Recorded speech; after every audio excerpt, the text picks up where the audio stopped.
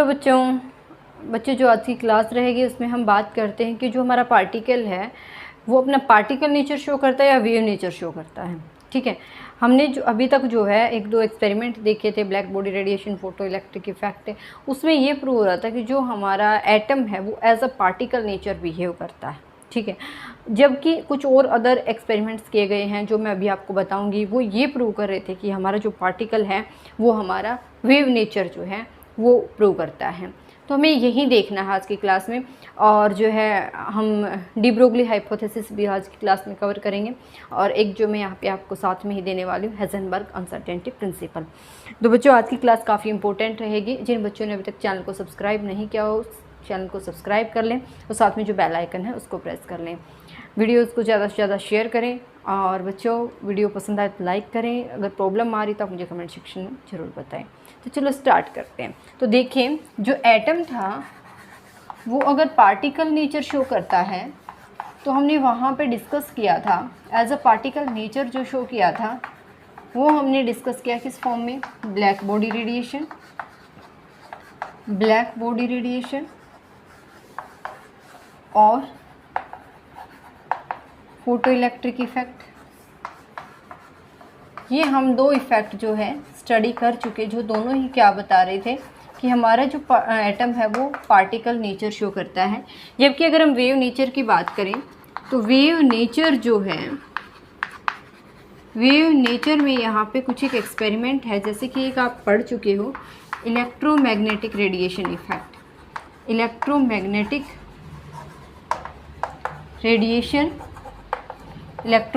Radiation effect ये रहेगा। Second one interference या फिर और जो है यहाँ पे डिफ्रैक्शन इंटरफेरेंस। ये भी जो दोनों जो है हमारे एक्सपेरिमेंट वो एज अ वेव नेचर बताते हैं एटम को। ये आपका आएगा इलेक्ट्रोमैग्नेटिक रेडिएशन इफेक्ट भी लिख सकते हो, या आप इसको लिख सकते हो इलेक्ट्रोमैग्नेटिक वेव थ्योरी, जो आपने अभी पहले प्रीवियस वीडियोस में मैं आपको करवा चुकी।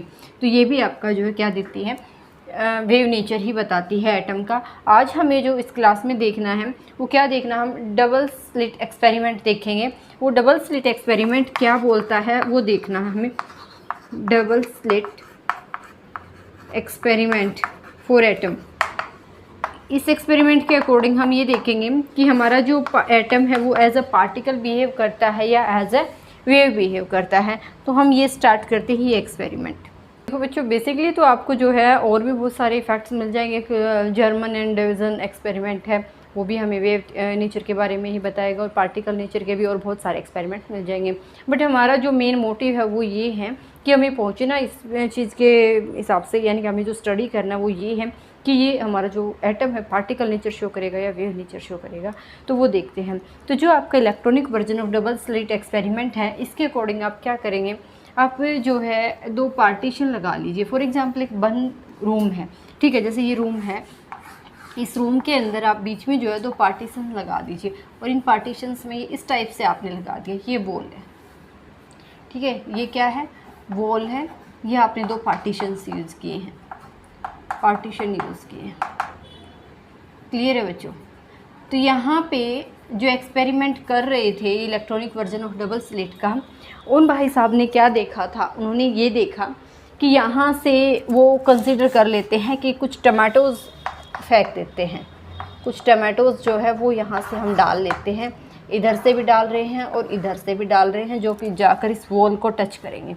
जब आप कंटिन्यूसली जो है वॉल्स पे उन टमाटोज़ को टच कर रहे हैं, फेंक रहे हैं, तो आपको क्या दिखाई देगा कि मैक्सिमम जो टमाटो का जो जूस होगा वो आपको ज़्यादातर यहाँ लगा दिखाई देगा या फिर यहाँ लगा दिखाई देगा, कुछ ऐसा दिखाई देता है। ठीक है, यूँ। अब देखिए यहाँ पे 2 पॉइंट निकले, क्या कि जब वो यहाँ पे इस वॉल पे फोकस कर रहे थे तो यहाँ पे तो उन जो टमाटोज़ थे उनकी वेव्स शो हो रही थी, जबकि यहाँ पे जब वो एक एक टमाटो को देख रहे थे तो वो ऐसा लगा जैसे एक ही जगह सारे जाकर टच हो रहे हैं वॉल पे। देखो जैसे इधर से आप टमाटो उसको जो है इधर थ्रो कर रहे हैं, तो यहाँ से टमाटो गया इधर। जब आप टमाटो पे नज़र रख रहे हैं तो यानी कि आपको क्या लग रहा है कि एक ही जगह यहाँ पे जाकर ये सभी के सभी टच हो रहे हैं। जब आप वॉल पे, अब आप इसे भूल जाओ, अब आप क्या देख रहे हो कि उधर से कोई टमाटो आ रहे हैं, बट आप जब वॉल पे देख रहे हो तो आप उसको यूँ वेव की फॉर्म में आपको दिखाई दे रहे हैं। ये दो चीज़ें उसको दिखाई दी, ठीक है। तो देखो ये उसने जब ये चीज़ें दिखाई दी हैं तो यहाँ से फाइनली जो कंक्लूज़न होगा वो मैं अभी नोट करवाऊँगी आपको कि क्या हमारा फाइनली रहेगा। तो यहाँ पे दो चीज़ें रही, एक तो कब जब आपने वॉल को देखा तो आपको वेव नेचर दिख रहा है, जब आप टमाटो को देख रहे हैं तो आपको पार्टिकल नेचर दिख रहा है। तो अब क्या कीजिए आप, तालाब में जो है जैसे ये पानी भरा हुआ है, कहीं पे भी आपने तालाब में कहीं पे भी आप जब स्टोन फेंकते हैं, स्टोन थ्रो करते हैं, तो क्या होता है बहुत सारी लेयर्स जो है उसके अराउंड वेव्स जनरेट हो जाती है। क्या जनरेट होती हैं? वेव्स जनरेट होती हैं। तो इस स्टोन ने क्या बताया कि जो वो स्टोन था वो एक पार्टिकल या एक एटम, हम उसको अगर अज्यूम करके चलें, स्टोन जो है अगर हमें एक पार्टिकल जो एटम है वो अज्यूम करके चलें, तो उसने जब पानी के अंदर एंट्री की है तो उसने बहुत सारी वेव्स प्रोड्यूस की हैं, ठीक है। था तो क्या, एक पार्टिकल नेचर था, एक स्मॉलेस्ट कोई पार्टिकल था एटम, अब उसने क्या किस में कन्वर्ट हो गया, वो वेव्स में कन्वर्ट हुआ है, ठीक है। सेकेंड थिंग, मैं एक और एग्जांपल यहाँ पे देती हूँ आपको। आप क्या करिए, अगर हमारा जो एटम है वो ओनली पार्टिकल नेचर शो करे, ओनली अगर वो पार्टिकल नेचर ही शो करे बच्चों, तो जो लाइट होती है, आप अपने घर में जो भी लाइट यूज़ करते हैं वो लाइट जो है सीधी एक स्ट्रेट लाइन में क्यों नहीं ट्रैवल करती, वो आपके पूरे रूम में स्कैटर क्यों हो जाती है? क्या इस क्वेश्चन का आंसर है आपके पास? इट मीन्स देखिए, अगर वो पार्टिकल ही नेचर, ओनली पार्टिकल नेचर होता ना, तो वो लाइट जो है एक स्ट्रेट पाथ को फॉलो करती और आपको जो है एक ही डायरेक्शन में, अपने रूम में एक ही डायरेक्शन में लाइट दिखाई देती। जबकि ऐसा नहीं होता, हमें पूरे रूम के अंदर जो है लाइट स्कैटर देखने को मिलती है। तो वो लाइट जो स्कैटर हुई है वो क्यों हुई है? क्योंकि जो हमारे एटम्स हैं वो कौन सा नेचर भी शो करते हैं? वेव नेचर भी शो करते हैं, ठीक है। तो देखो फाइनली मैंने एक एग्जांपल आपको दिया, क्या आप टमाटोज का जो है ये एग्जांपल ले सकते हैं। आप इसको हम बोलते हैं डबल स्लिट एक्सपेरिमेंट। तो स्लिट लगानी है, उनके बीच में स्पेस छोड़ना है। हम यहाँ से एटम्स को जो है डाल रहे थे वो भाई साहब जिन्होंने ये एक्सपेरिमेंट किया था। तो यहाँ पे देखा गया, ये वो वॉल को देखते कंटिन्यूसली वॉल को देख रहे हैं तो उनको वेव्स यहाँ पे शो हो रही हैं। जब वो पार्टिकल को देख रहे हैं, इधर से जो एटम्स देख रहे हैं, तो उनको पार्टिकल नेचर दिख रहा है कि एक एक पार्टिकल जो है इधर मूव कर रहा है। तो यानी कि दोनों ही चीज़ें मिली, पार्टिकल नेचर भी मिला और क्या मिला, वेव नेचर भी मिला। ऐसे ही मैंने सेकंड एग्जांपल दिया आपको। आप क्या कीजिए, तालाब के पानी में एक स्टोन थ्रो कीजिए। स्टोन थ्रो करेंगे तो स्टोन तो आपका क्या है, एक पार्टिकल है ना, स्टोन तो एक पार्टिकल रहेगा भाई साहब यहाँ पे। बट जब ये पानी के अंदर डलता है तो यहाँ पे बहुत सारी वेव्स जनरेट होती हैं। ये वेव्स क्यों जनरेट हुई? Due to particle. तो यानी कि जो हमारा एटम है वो पार्टिकल नेचर भी शो कर रहा है और वेव नेचर भी शो कर रहा है। हम इसको नोट कर लेते हैं अपने पॉइंट्स में। There is a first point and double slit experiment, when double slit experiment performed with a electronic beam, with a electronic beam we get many dark and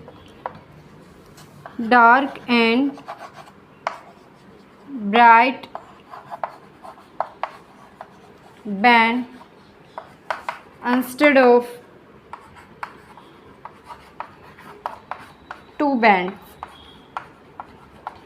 देखो मैंने यहाँ पे एग्जांपल दिया आपको टमाटोज़ को, बट जिन्होंने ये हमारे जो साइंटिस्ट थे उन्होंने जो ये एक्सपेरिमेंट परफॉर्म किया है, उन्होंने टमाटो नहीं फेंके थे, उन्होंने इलेक्ट्रॉनिक बीम डाले थे, ठीक है। तो ये तो मैंने आपको जो है समझाने के लिए यहाँ पे टमाटो का एग्जांपल लिया है। एक्चुअली में उन्होंने इलेक्ट्रॉनिक बीम जो है इन स्लिट से पास किया था।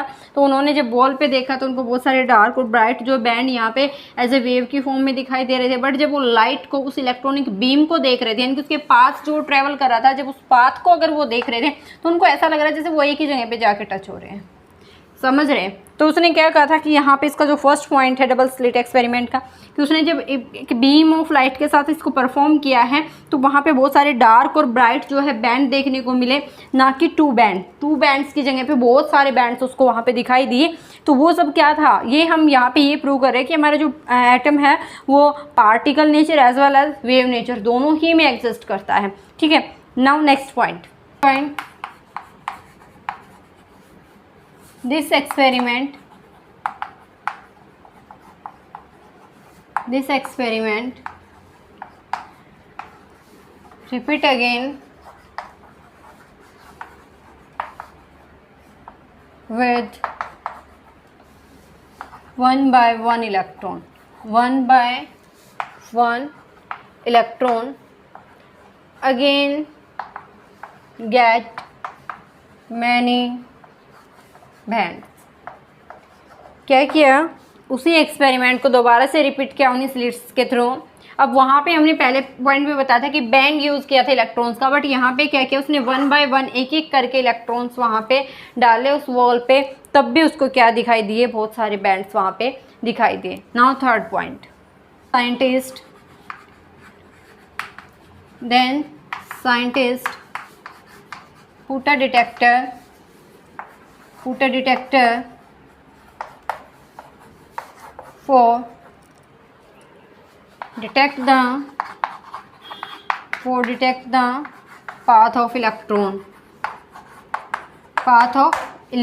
अब उसने क्या किया, जो भी भाई साहब ये एक्सपेरिमेंट कर रहे थे उन्होंने एक डिटेक्टर रख दिया जो कि उस इलेक्ट्रॉन के पाथ को डिटेक्ट करेगा कि इलेक्ट्रॉन जो है एक्चुअली में मूव कैसे कर रहा है, वो अपना राइट लेफ्ट किधर जा रहा है इलेक्ट्रॉन, उस पर कंसंट्रेट करेगा हमारा कौन, वो डिटेक्टर। ठीक है, देन फाइनली देखिए, they concentrate on, if they concentrate on electron they get only 2 band. अब देखिए यहाँ पे जब उसने उसके पाथ को डिटेक्ट किया तो उनको सिर्फ 2 ही बैंड दिखाई दिए। क्लियर है। Fourth point, if they don't concentrate on path of electron they again get many bands। तो फाइनली हम यहाँ पे क्या बोल सकते हैं, अगर हम इलेक्ट्रॉन के पाथ को डिटेक्ट करते हैं तो जो जहाँ पे वो जा रहा है आपको एक ही बैंड या 2 इलेक्ट्रॉन, अगर आप दोनों स्लिट से अलग अलग भेज रहे हैं तो आपको 2 ही बैंड वहाँ पे दिखाई देंगे। और अगर आप वहाँ पे इलेक्ट्रॉन के पाथ की बजाय अगर आप वॉल पे ही फोकस कर रहे हैं तो आपको मैनी बैंड्स वहाँ पे दिखाई देंगे। क्लियर है। सो देखिए अब जो है हम जो फाइनली हम क्या यहाँ पे बोल सकते हैं, हमारी जो क्वांटम मैकेनिक्स है उसने ये बोला है, क्वांटम मैकेनिक्स जो है अभी हम प्रूव भी करेंगे, तो जो क्वांटम मैकेनिक्स है उसके अकॉर्डिंग जो एटम है वो हमारा particle nature as well as wave nature दोनों ही शो करता है। Particle nature as well as wave nature दोनों ही शो करेगा हमारा कोई भी एटम। क्लियर। हमने जो 2 फिनोमिना देखे हैं, हमने इलेक्ट्रॉन के पाथ को डिटेक्ट किया, हमने वॉल को डिटेक्ट किया। उन दोनों जो फिनोमिनास हैं उनके यहाँ पे हम क्या बोल सकते हैं कि जो एटम है वो ड्यूल नेचर शो करता है। एटम हमारा कौन सा नेचर शो करता है, ड्यूल नेचर शो करता है। ठीक है, अब ड्यूल नेचर ये शो करता है तो उसके लिए हम एक अलग से यहाँ पे जो है हाइपोथेसिस पढ़ेंगे, de Broglie hypothesis. De Broglie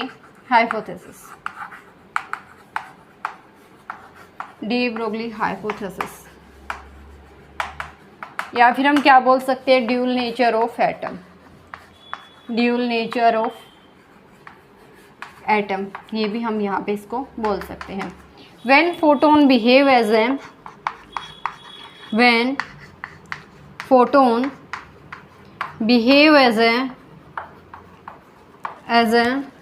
wave, then will be equal to h nu। Clear। When photon behave as a particle अब पार्टिकल है तो उसका तो मास भी होगा और उसकी वेलोसिटी भी, तो इसको हम लिखेंगे mc स्क्वायर से, ठीक है। ये आपका था प्लैंक्स कांस्टेंट इनटू में फ्रीक्वेंसी, ठीक है। प्लैंक्स जो है यहाँ पे प्लैंक्स थ्योरी थी एक, उसमें हमने इसको देखा था, ये प्लैंक्स कांस्टेंट है जो प्लैंक्स ने दिया था, h इंटू न्यू आएगा, और जब वो पार्टिकल नेचर शो करेगा तो mass of electron into velocity of that electron वो हो जाएगा यहाँ पे, ठीक है। तो देखिए वेलोसिटी ऑफ लाइट, हम फोटोन की बात करें ना तो वेलोसिटी ऑफ लाइट, तो देखो हम दोनों को इक्वल कर सकते हैं क्योंकि है तो फोटोन ही, यहाँ ये इसमें वेव नेचर में, ये पार्टिकल नेचर में, दोनों को इक्वल कर लेते हैं। H nu is equal to M C square, यहाँ से न्यू देख लेते हैं क्या आ जाएगा, m C square by h. अब देखिए फ्रिक्वेंसी मैंने आपको बताया था क्या होता है, वेलोसिटी अपॉन लाइट अपॉन में वेवलेंथ, ये होता है। हम यहाँ पे पुट कर लेते हैं इसको, implies here C upon lambda is equal to M C square upon में H, 1c cancel by 1c, there is 1 upon lambda M C upon H, clear. अगर हम लैम्डा कैलकुलेट करते हैं यहाँ से तो कितना हो जाएगा, एच अपॉन में एम सी, क्लियर है। तो देखो इसमें आगे अब काइनेटिक एनर्जी का रिलेशन देख लेते हैं हम। यहाँ से आपको जो ड्यूल नेचर है उसका डेरिवेशन आपको देखने को मिला होगा, क्या जब फोटोन आपका वेव की तरह बिहेव करता है तो होता है H into frequency, Planck constant into frequency. जब आपका फोटोन जो है as a particle nature show करता है तो mass of electron multiplied by velocity of light का स्केयर, तो यहाँ पे हमारा क्या हो जाएगा, H nu is equal to M C square. Nu हमारी फ्रिक्वेंसी होती है जो किसके इक्वल होती है, C upon lambda M C square by H को हम सी बाई लेमडा के इक्वल पुट करेंगे, यहाँ से हम वेवलेंथ का रिलेशन निकाल लेंगे, ये आ जाएगा, ठीक है। तो इसको काइनेटिक एनर्जी की फॉर्म में और देखते हैं। रिलेशन आया lambda is equal to h upon में एम सी, सी वेलोसिटी है, ठीक है, तो हम सी को जो रिप्लेस कर सकते हैं वी से, तो लेमडा इज इक्वल टू क्या हो जाएगा, एच अपॉन में एम वी, ये भी हो सकता है। ये हमारी क्या है फर्स्ट इक्वेशन, हम इसको यहाँ पे लिख लेते हैं, ठीक है बच्चों। अब जब इलेक्ट्रॉन जो है मूव करता है, ठीक है, हम बात करते हैं इलेक्ट्रॉन के पाथ को ट्रैवल करने की, या फिर इलेक्ट्रॉन जब वहाँ से निकला है तो वहाँ पे आप जब भी वोल्टेज अप्लाई करेंगे इलेक्ट्रॉन लूज तभी होगा। चाहे कोई भी मेटल, आपको कोई भी मेटल की जो है लेयर या रोड प्लेट कुछ भी यूज़ कर रखा आपने, वो जो है इलेक्ट्रॉन को लूज कब करेगा, जब उस पर वोल्टेज अप्लाई होगी, ठीक है। अब देखिए क्या होगा, जब हम क्या करते हैं इलेक्ट्रॉन का, जब हमने पाथ स्टडी किया है तो उस पर आपने क्या किया है, वोल्टेज अप्लाई की है, ठीक है। वोल्टेज अप्लाई किए तो कुछ ना कुछ चार्ज भी प्रोड्यूस करेगा, तो हम क्या लिख सकते हैं इसको, कोलॉम्ब इनटू वोल्ट, ठीक है।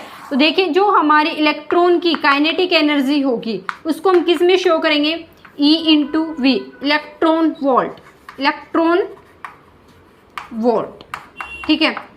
इसमें हम उसको जो है अपना मेज़र करेंगे इलेक्ट्रॉन वोल्ट में। क्या, जब इलेक्ट्रॉन मूव करेगा तो उसकी काइनेटिक एनर्जी होगी ना, उसको हम किस में मेज़र करेंगे, इलेक्ट्रॉन वोल्ट में। अब देखिए हम काइनेटिक एनर्जी किस के इक्वल लिखते हैं, kinetic energy equal to half m v square होता है, ठीक है। हम यहाँ से वी का देख लेते हैं, वी क्या आएगा, यहाँ से पहले इसको उधर ले जाइए, कितना आ जाएगा, 2 काइनेटिक एनर्जी बाय एम, किसके इक्वल हो गया ये, वी स्क्वायर की। वी इज इक्वल टू क्या हो जाएगा, √2 काइनेटिक एनर्जी बाय एम, ये हो जाएगा। This one is second relation. देखो बच्चों आई रिपीट अगेन, मैंने क्या बोला है कि जब भी आप डबल स्लिट एक्सपेरिमेंट में हम इलेक्ट्रॉन के पाथ को जो स्टडी कर रहे थे, इलेक्ट्रॉन कहीं से भी कब निकलेगा, आपने cathode rays anode rays experiment पढ़े हैं, वो हमें हाई वोल्टेज जो है वहाँ पे अप्लाई की थी, ठीक है। अल्टरनेट करंट हमने वहाँ पे अप्लाई किया था, तो जो अल्टरनेट करंट हमने जब अप्लाई किया था इलेक्ट्रॉन वहाँ से जो है अपनी मोशन में आ गया था, तो जो इलेक्ट्रॉन का वो मोशन है कोई ना कोई एनर्जी प्रोड्यूस कर रहा है, वो एनर्जी कौन सी, काइनेटिक एनर्जी है। जो काइनेटिक एनर्जी उसको हम किस में मेजर करेंगे, इलेक्ट्रॉन वोल्ट में। तो मैंने सिर्फ यहीं पे ये लिखा है कि जो इलेक्ट्रॉन उसकी काइनेटिक एनर्जी किस, आपका जर्नल फॉर्मूला होता है हाफ एम वी स्क्वायर, हमने यहाँ से वी को कैलकुलेट किया, कितना आया 2ke/m, ठीक है। तो देखिए इसको आप कहाँ पुट कर सकते हैं, आप इसको यहाँ पे पुट कर दीजिए, lambda is equal to h upon में m इंटू में क्या हो जाएगा, √2ke/m, ये होगा, ठीक है। देखो इसको रीअरेंज कर सकते हैं, lambda is equal to h upon में m multiplied by m/2 kinetic energy. अब देखिए जो काइनेटिक एनर्जी है उसको हम मेजर कर रहे थे इलेक्ट्रॉन वोल्ट में, तो हम यहाँ पे क्या लिख सकते हैं बच्चों, ध्यान से देखना इस स्टेप को, मैंने यहाँ पे इलेक्ट्रॉन वोल्ट लिखा सिर्फ, ठीक है, E इंटू वी, ये लिख दिया मैंने यहाँ पे, ठीक है। तो अब देखिए जो E इंटू वी है वो हमने यहाँ पे रिप्लेस किया सिर्फ काइनेटिक एनर्जी की जगह पे, क्यों किया, क्योंकि हम उसको E इंटू वी से ही यहाँ पे डिनोट करे थे इलेक्ट्रॉन वोल्ट में। तो देखिए यहाँ से क्या हो जाएगा, आपका m हाफ m कैंसिल हो जाएगा, तो आपका क्या फाइनली ये रहेगा √2mE_v, ये रहेगा। तो देखो बच्चों अब यहाँ से एक और अच्छा रिलेशन बनेगा, आप देख सकेंगे यहाँ पे सभी कांस्टेंट की वैल्यू पुट कर देते हैं। h की वैल्यू होती है 6.626 into 10⁻⁻34 kilogram metre square per second, ये होता है हमारा प्लैंक्स कांस्टेंट की वैल्यू। इलेक्ट्रॉन का जो चार्ज होता है उसकी वैल्यू होती है 1.602 इंटू 10⁻⁻19 कूलम, ये होता है। मास ऑफ इलेक्ट्रॉन होता है 9.1 इंटू 10⁻31 किलोग्राम, ये होता है। हम ये तीनों वैल्यू जो है यहाँ पे पुट करेंगे अभी, ठीक है। अब यहाँ पे वैल्यू पुट करेंगे, lambda is equal to 6.626 into 10⁻⁻34 kilogram metre square per second, ये पुट करना है।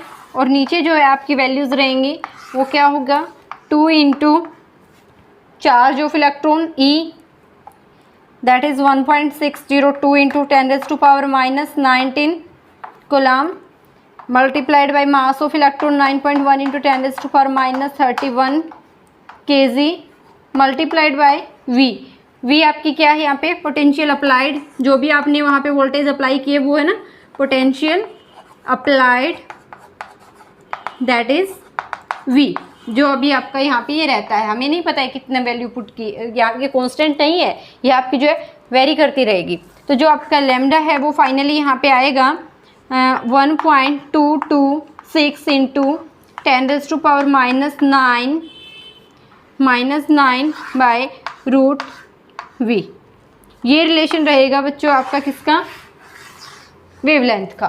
फाइनली जो रिलेशन आप निकालेंगे यहाँ पे वो यहाँ पे आपका ये आएगा, ठीक है। एक बार फिर से रिपीट कर रही हूँ बच्चों, आप देखिए जो रिलेशन निकला था आपका वो क्या निकला था, lambda is equal to h/mc, ये निकला था। मैंने c को v की रिप्लेस किया है वेलोसिटी से, ठीक है। अब मैंने आपको ये बताया कि इलेक्ट्रॉन जब मूव कर रहा है तो उस पर कुछ न कुछ करंट अप्लाई किया गया, वोल्टेज अप्लाई किया, तब उसने मूवमेंट शुरू किया है। और जब मूवमेंट में कोई भी आपने पढ़ा भी होगा कि कोई भी चीज़ जब मोशन में है तो उसकी काइनेटिक एनर्जी होती है। काइनेटिक एनर्जी हमने ये इस फॉर्म में लिखी है, हमने यहाँ से v को निकाला है, ठीक है। काइनेटिक एनर्जी को जो हम नोट करते हैं उसकी यूनिट हम इलेक्ट्रॉन वोल्ट में अप्लाई करते हैं, ठीक है। ये E इंटू वी के होता है। ये दोनों जब इक्वेशन इक्वल हैं तो यहाँ पे अब मैंने काइनेटिक एनर्जी यूज़ करती चल रही थी। फाइनली मैंने काइनेटिक एनर्जी की जगह क्या लिख दिया, charge of electron into applied voltage, सिर्फ ये यहाँ पे मैंने चेंज किया था। तो यहाँ पे फिर हम इस डेरिवेशन में इन सभी कॉन्स्टेंट को पुट करेंगे, कॉन्स्टेंट्स की वैल्यू ये रहेंगी, यहाँ पे पुट करेंगे, फाइनली आपका ये आ जाएगा, ये मीटर में होगा आपका, ठीक है। ये रिलेशन रहेगा। यहाँ से आपने देखा होगा काइनेटिक एनर्जी आपने कैसे क्या कन्वर्ट की है, ठीक है। यहाँ से एक और रिलेशन भी बच्चों बन सकता है। देखो अभी आपका ये क्या था, h/mv था, ठीक है। और mv जो होता है ना वो होता है मोमेंटम। क्या होता है, मोमेंटम होता है ये। तो आप क्या लिख सकते हैं, lambda is equal to h/p भी लिख सकते हैं, h/में मोमेंटम। ये भी अच्छा इंपॉर्टेंट रिलेशन है, ये भी आपको पता होना चाहिए कि हमारा जो मोमेंटम का और जो वेवलेंथ है उसका क्या रिलेशन रहेगा किसी भी पार्टिकल के लिए, ठीक है। इसको नोट कीजिए, आगे कंटिन्यू करते हैं। तो देखो बच्चों, हमने बोर मॉडल को तो स्टडी कर लिया था, बट उसकी लिमिटेशन क्या रही, वो फेल कहाँ हुआ, हमें क्यों क्वांटम मैकेनिक्स की ज़रूरत पड़ी। कुछ कॉन्सेप्ट उसके अच्छे थे, जो एनर्जी का, रेडियस का, वेलोसिटी का, हम जो भी रिलेशन यूज़ कर रहे हैं वो ठीक है उसके, बट यहाँ पे अब जब ड्यूल नेचर प्रूव हो गया तो वहाँ पे प्रॉब्लम आई, क्योंकि बोर ने तो जो है ना पार्टिकल नेचर को एक्सप्लेन किया है। किसको एक्सप्लेन किया, पार्टिकल नेचर को, ठीक है। तो अब जो हमारा टॉपिक रहेगा वो क्या है, postulate of bore angular momentum.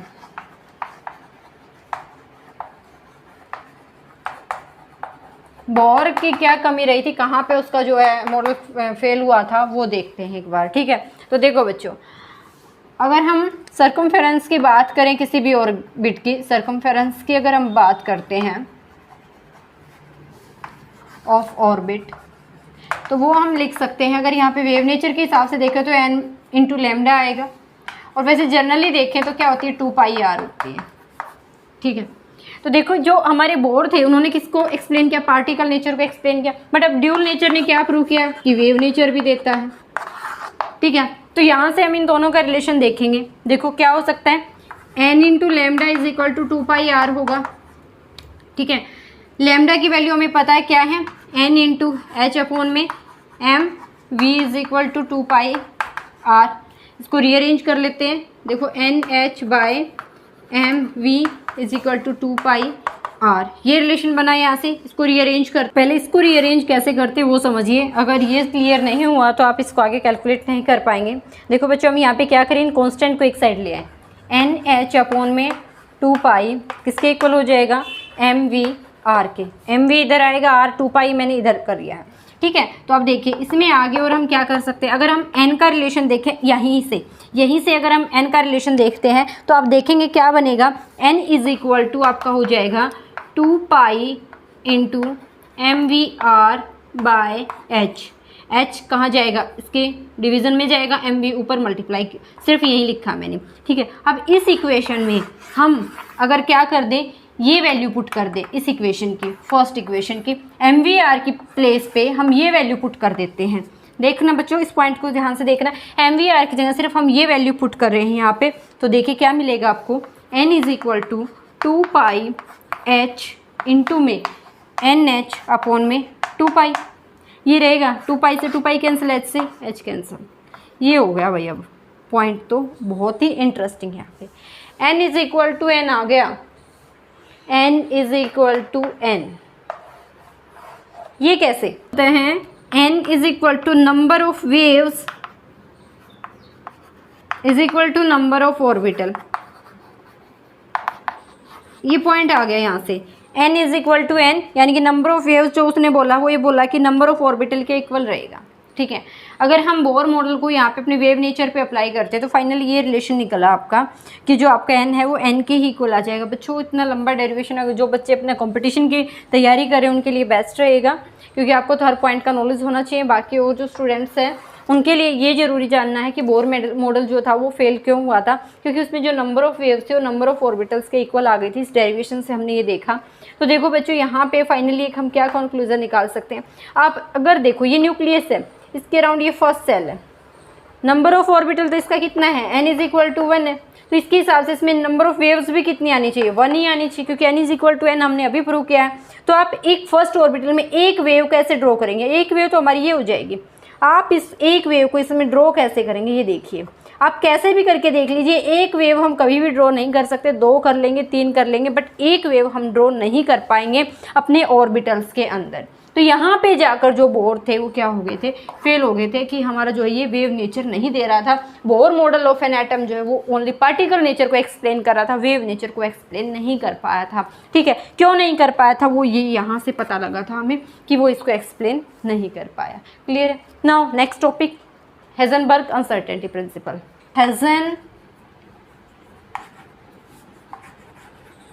Heisenberg uncertainty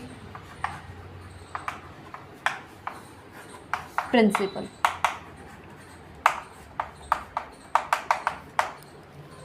Heisenberg uncertainty principle जो है ये काफ़ी इंपॉर्टेंट प्रिंसिपल है। इसके अकॉर्डिंग जो आपको काफ़ी अच्छी इंपॉर्टेंट इन्फॉर्मेशन मिलेगी। ठीक है बच्चों, तो वो हमें जो है यहाँ पे देखनी है। Heisenberg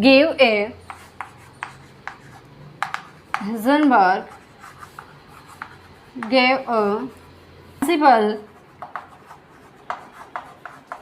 in 1927. He stated that the position and momentum of microparticles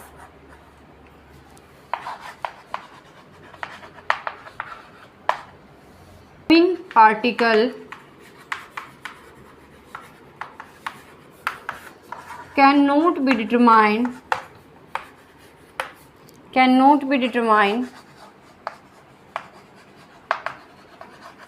simultaneously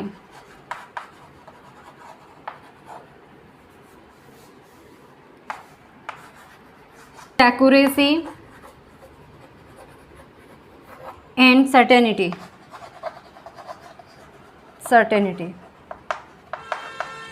If we found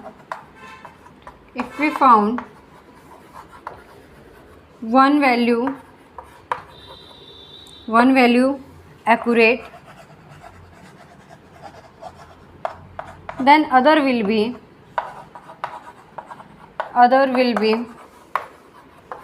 less accurate. देखो बच्चों, ये जो प्रिंसिपल था 1927 में हेज़नबर्ग ने, इसमें क्या बताया था, जो माइक्रो पार्टिकल्स होते हैं, माइक्रो पार्टिकल्स को ही हमारी जो थी क्लासिकल जो केमिस्ट्री थी, वो क्लासिकल जो आपका मैकेनिक्स थे वो एक्सप्लेन नहीं कर पाए थे, इसलिए हमें क्वांटम मैकेनिक्स की ज़रूरत पड़ी थी। तो ये यही बोलता है कि जो माइक्रो पार्टिकल्स हैं उनकी पोजीशन और मोमेंटम को हम जो है एक साथ एक्यूरेट मेज़र नहीं कर सकते। हमने बोला can not be determine simultaneously, एक साथ विद एक्यूरेसी एंड सर्टेनिटी, एक साथ हम उनको बिल्कुल करेक्ट आंसर उसका कैलकुलेट नहीं कर सकते, एक्यूरेट आंसर हम उसमें, एक्यूरेट जो सर्टेनिटी उसके अंदर हम नहीं देख सकते। अगर आपने एक की वैल्यू एक्यूरेट की तो दूसरे की एक्यूरेट नहीं होगी, वो लेस एक्यूरेट रहेगी। ठीक है, mathematically expression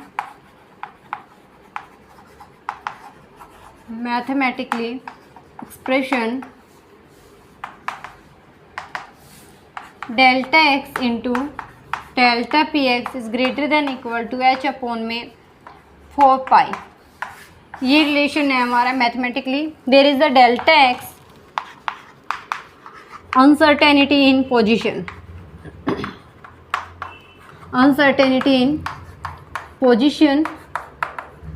and delta p uncertainty in momentum. Clear? H, there is a Planck's constant and 4 pi also constant. हम यहाँ पे जो मोमेंटम रहेगा उसको किस टर्म में लिख सकते हैं? मोमेंटम हमें पता है क्या होता है, mass into velocity, mass into velocity होता है। तो हम यहाँ पे क्या लिख सकते हैं, delta x into m delta v greater than equal to h upon में 4 पाई, ये भी हम लिख सकते हैं। देखिए ये पोजीशन है, ये मोमेंटम है। हमने इसकी डेफिनेशन में क्या कहा है कि हम एक जो है, अगर एक स्टेटमेंट को हम एक्यूरेट निकालेंगे तो दूसरी हमारी लेस एक्यूरेट रहेगी। हमने ये बोला अपनी हेज़नबर्ग अनसर्टेनिटी प्रिंसिपल के अकॉर्डिंग।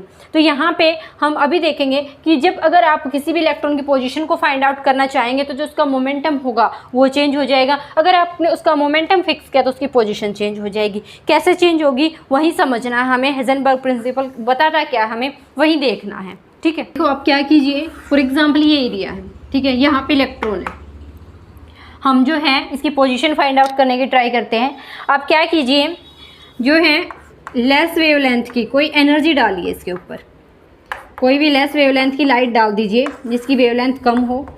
लाइट हमने डाली कोई भी जो है कम वेवलेंथ की, क्योंकि वेवलेंथ अगर डिक्रीज होगा तो आपका जो विजिबल रीजन IR जो रीजन उसको अप्रोच करने की कोशिश करेगा, जिसकी वजह से आपका जो क्या होगा, आप देखेंगे कि जो इलेक्ट्रॉन है उसकी पोजीशन आप फाइंड आउट कर सकते हैं। तो जब आप इसके ऊपर वो लाइट डालेंगे तो देखो बच्चों, यहाँ से एक पॉइंट क्लियर आपको ये होना चाहिए कि जो लैम्डा है वो क्या होता है, C अपॉन क्या होगा, nu is equal to C upon lambda होता है ना। तो लैम्डा को इधर ले जाइए, lambda is equal to C upon nu, it means frequency, और फ्रिक्वेंसी का E और is equal to h nu, frequency का एनर्जी का क्या है, डायरेक्टली रिलेशन है। ठीक है, तो अगर आपकी वेवलेंथ घटेगी तो यानी कि एनर्जी बढ़ेगी, फ्रीक्वेंसी बढ़ेगी, फ्रीक्वेंसी बढ़ी तो एनर्जी बढ़ी, इट मीन्स। तो देखो बच्चों क्या होगा, जब आप इस पे वो लाइट डालते हैं हम इस इलेक्ट्रॉन की पोजीशन फाइंड आउट करने के लिए, तो जो ये वेवलेंथ है, जो ये लाइट है, इसकी एनर्जी ज़्यादा है। क्या है, इसकी एनर्जी हाई है। हाई एनर्जी होने की वजह से ये क्या करेगा, ये इलेक्ट्रॉन अपनी पोजीशन को स्किप कर जाएगा, यहाँ से स्किप कर जाएगा। हाई एनर्जी, हाई फ्रीक्वेंसी की रेडिएशन होने की वजह से यहाँ से निकल जाएगा, जिसकी वजह से आप इसका जो है इसकी पोजीशन एक्यूरेट कैलकुलेट नहीं कर पाएंगे। ये इलेक्ट्रॉन ने क्या किया, अपनी जगह को छोड़ दिया, आपको पता ही नहीं लगा कि इसकी पोजीशन क्या है। हालांकि आपने जो है उसका मोमेंटम या फिर उसकी जो वेलोसिटी है वो आप यहाँ से कैलकुलेट कर पाएंगे। मोमेंटम जो होगा वो आप किस स्पीड से ये भागा है यहाँ से वो आप देख पाएंगे, बट इसकी पोजीशन जो है वो आप नहीं पता लगा पाएंगे। क्यों? क्योंकि जब भी आप उस पर हाई फ्रिक्वेंसी की लाइट डालेंगे वो अपनी पोजीशन से हट जाएगा, क्योंकि पार्टिकल जो है उसका साइज जो है बहुत ही स्मॉलेस्ट है, इनविजिबल होता है, वो इंडिविजिबल भी होता है, और वो क्या करेगा अपनी पोजीशन को छोड़ जाएगा, जिसकी वजह से आप उसकी पोजीशन का पता नहीं लगा पाएंगे। ठीक है, अब देखो हम यहाँ पे एक केस और लेते हैं। अब क्या कीजिए, आपने जैसे एक तो ये स्पेस ये लिया, एक स्पेस आपने ये लिया, एक स्पेस आपने ये लिया, 3 स्पेस हमने लिए हैं जो तीनों के साइज डिफरेंट है। ठीक है, इसका फॉर एग्जांपल एरिया जो है वो है 1 मीटर, इसका है 5 मीटर और इसका है 10 मीटर। हमने ये लिया बच्चों, तीनों का एरिया हमने यहाँ पे डिफरेंट किया है। आप क्या देखेंगे यहाँ पे, इसमें अगर इलेक्ट्रॉन है तो उसकी पोजीशन को फाइंड आउट करना थोड़ा इजीली रहेगा ना। अगर ये हो गया तो इसमें थोड़ा और मुश्किल हो जाए, क्योंकि उसका एरिया बढ़ गया। हम जब यहाँ पे लाइट डालेंगे तो इस इलेक्ट्रॉन की पोजीशन, जैसे हमने यहाँ पे इस इलेक्ट्रॉन पे लाइट डाली, उसकी पोजीशन हमें पता लगी, बट वो जब भागेगा यहाँ से उस हाई फ्रीक्वेंसी की वजह से, तो उसके पास एरिया कम है, कहाँ भाग कर जाएगा, हमें मैक्सिमम प्रोबेबिलिटी का तो पता लग जाएगा, यानी कि हम नियरली इक्वल तो पहुँच जाएंगे ना अपनी वैल्यू के, कि हाँ जी इतने एरिया में यहाँ के इसी एरिया के अंदर हमारा इलेक्ट्रॉन मिल सकता है। जबकि अगर हम इस एरिया की बात करें तो ये एरिया थोड़ा और बढ़ गया, ये एरिया अगर बढ़ गया तो यहाँ पे इलेक्ट्रॉन को फाइंड करने की टेंडेंसी और भी कम हो गई, और ये और बढ़ गया तो यहाँ पे इलेक्ट्रॉन को फाइंड करने की टेंडेंसी और भी क्या हो गई, कम हो गई। क्यों? क्योंकि एरिया बढ़ गया, वहाँ पे इलेक्ट्रॉन को और भी घूमने फिरने का ज़्यादा स्पेस मिल गया। तो जैसे ही लाइट डाली जाएगी वो फ्रीली फास्टली मूव कर जाएगा वहाँ से, जिससे आप उसकी वेलोसिटी को नहीं बता पाएंगे कि किस वेलोसिटी से वो वहाँ से मूव कर गया। एक्यूरेट वैल्यू आपको नहीं मिलेगी। देखो बच्चों, फाइनली हम क्या बोल सकते हैं कि अगर इलेक्ट्रॉन की आपने ये देख भी लिया कि यहाँ पे इलेक्ट्रॉन है, आपने कोई भी रेडिएशन डाली जिसकी वजह से आपने फाइंड आउट कर लिया कि इलेक्ट्रॉन यहाँ पे है, चलो ठीक है, आपने पोजीशन को एक्यूरेट यहाँ से निकाल लिया। बट जब आपने पोजीशन को एक्यूरेट वहाँ से निकाल लिया तो उस टाइम पे जब आपने फ्रीक्वेंसी डाली है वो वहाँ से स्किप भी तो कर गया ना, वो वहाँ से जब मूव किया है उसने, तो आप उसकी वेलोसिटी को नहीं निकाल पाए। यहाँ वेलोसिटी अगर नहीं निकाल पाए तो किस में करेक्शन आ गया, मोमेंटम में। किसमें करेक्शन आया बच्चों, मोमेंटम में। हमारा प्रिंसिपल क्या कह रहा है, या तो आप किसको एक्यूरेट कैलकुलेट कर लीजिए, पोजीशन को या मोमेंटम को, किसी एक को एक्यूरेट कैलकुलेट कर सकते हैं, हम दोनों को एक्यूरेट कैलकुलेट नहीं कर सकते, वो भी एक साथ। ठीक है, जैसे देखो यहाँ पे बोला ये साइज आप स्मॉल साइज ले लीजिए, इसमें इलेक्ट्रॉन को फाइंड करने की प्रोबेबिलिटी थोड़ी ज़्यादा है, इसमें और कम हो जाएगी, इसमें और भी कम हो जाएगी। अब देखो हम इसको अपने इलेक्ट्रॉनिक जो एटम की जो स्ट्रक्चर आपने अभी पढ़ा था, स्ट्रक्चर ऑफ एटम, यानी कि हमने जो उसकी ट्राई की थी कि इलेक्ट्रॉन जो है वेव नेचर की तरह उसके अराउंड रहता है, न्यूक्लियस के अराउंड। अब हमें पता है एटम में सिर्फ 2 ही पोर्शन होते हैं, क्या? एक तो न्यूक्लियस का पोर्शन होता है, तो न्यूक्लियस पोर्शन होता है जिसमें क्या होता है, पॉजिटिव चार्ज, और एक क्या होता है, इलेक्ट्रॉनिक पोर्शन होता है, ये कैसा होता है, नेगेटिव चार्ज। ठीक है, यही होता है। कैलकुलेट कर सकते हो, देखो अगर आपका स्पेस कम है, ठीक है, यानी कि अगर आपका मास ऑफ इलेक्ट्रॉन जो है, यहाँ पे मास ऑफ एटम की बात करते हैं, मास ऑफ एटम अगर यहाँ पे आपका लेस है, ठीक है, तो इट मीन्स आपका जो मोमेंटम है वो क्या हुआ, लेस हुआ। उस केस में जो डेल्टा एक्स होगा वो क्या होगा, मोर होगा। ध्यान से समझना बच्चों इस पॉइंट को। देखो delta x into delta P है, अगर हम इसको उधर भेजें तो क्या हो जाएगा, delta x is greater than equal to h upon में 4 pi into delta p. Inversely relation है दोनों में। अगर आपका, देखो ध्यान से समझना बच्चों, मैं यहाँ पे क्या बोलना चाह रही हूँ, अगर आपके एटम का मास कम है, ठीक है, तो मोमेंटम भी कम होगा, क्योंकि मास हमारा कहाँ आता है, मोमेंटम में आता है। P is equal to m into v होता है, ये होता है। अगर आपका मास कम है तो मोमेंटम कम है, अगर मोमेंटम कम है तो आपका पोजीशन की जो पता लगाने की टेंडेंसी वो ज़्यादा रहेगी। तो देखो अगर हम इसको हाइड्रोजन एटम मान लें और इसको हम क्या मान लें, इसको आप इसको थोड़ा सा और बड़ा ले लीजिए, इसको आप कार्बन मान लीजिए और इसको आप सोडियम मान लीजिए, ठीक है। इसका मास कम है ना, मास कम है तो मोमेंटम कम है। अब मोमेंटम कम है तो इसमें पोजीशन फाइंड आउट करने की प्रोबेबिलिटी ज़्यादा है, क्योंकि स्पेस कम है।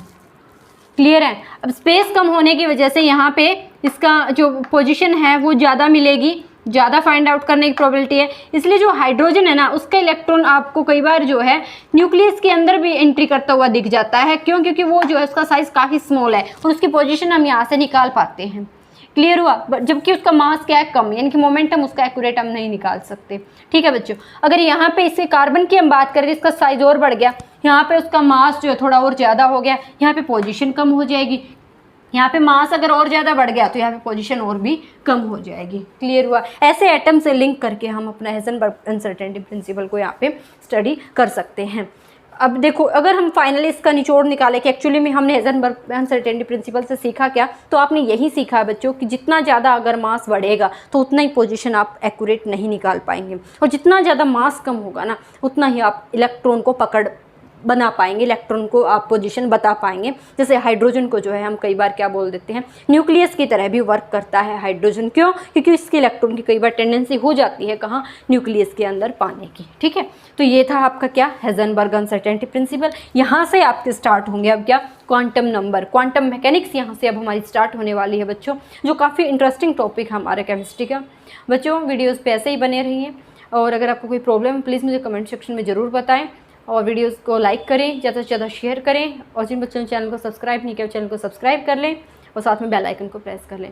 मिलते हैं नेक्स्ट क्लास में with quantum mechanics. Okay, that's very important topic of chemistry. Thank you so much.